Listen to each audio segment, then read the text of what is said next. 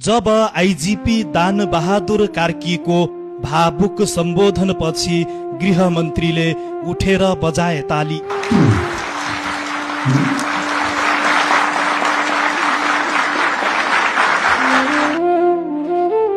सोमबार दिउँसो ठीक 1 बजे नेपाल प्रहरीको प्रधान कार्यालय परिसर असामान्य रूपमा सक्रिय देखिन्थ्यो। यहाँ केही बेरमै गृहमन्त्री सुदन गुरुङको सवारी भित्रियो। सुरक्षाकर्मीहरू तयारी अवस्थामा थिए। गाडी रोकिन साथ गृहमन्त्री गुरुङ ओर्लिए अनि औपचारिकता सुरु भयो।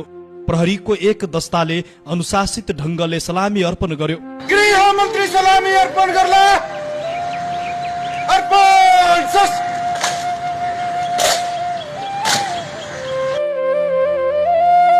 प्रधान कार्यालयमा उपस्थित अधिकारीहरू सतर्क मुद्रामा उभिएका थिए।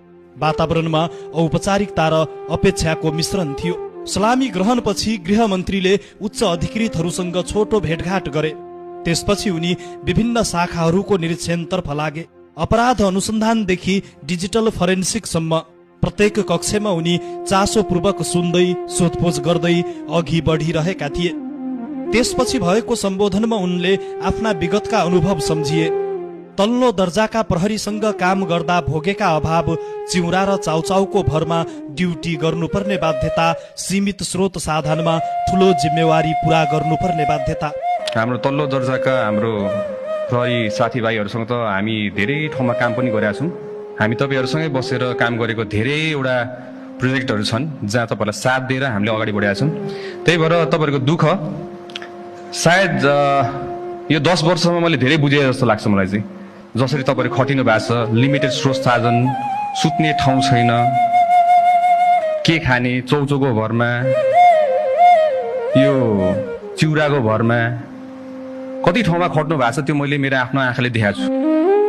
उनको स्पष्ट भनाइ थियो, अब यस्तो अवस्था बदलिनेछ।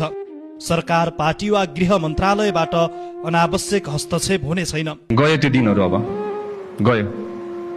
अब यो प्रहरी संगठनले, हाम्रो प्रहरी संगठनले अब जसै जस मात्र पाउँछ। जसरी अहिले जस पाएको छ त्यो सदैव रहिरहन्छ अबदेखि।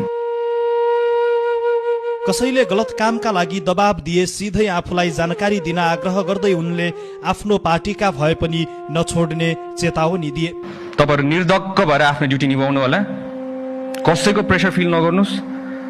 I think this is for the first time in the history of Nepal जहाँ तपाईलाई पोलिटिकल प्रेसर हुँदैन। मैले हाम्रो चिफ साहबलाई पनि कुनै प्रेसर दिएको छुइनँ, मैले कुनै अफिसरलाई प्रेसर दिएको छुइनँ।